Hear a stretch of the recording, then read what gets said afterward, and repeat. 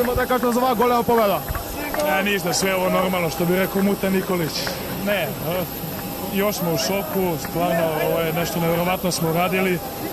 Nije da nismo mislili da možemo, ali ponovo smo jako iznenađeni i u nekom šoku gledali.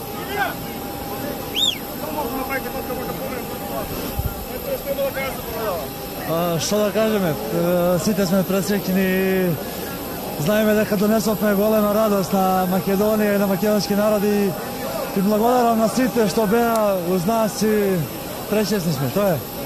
Фала. Лука!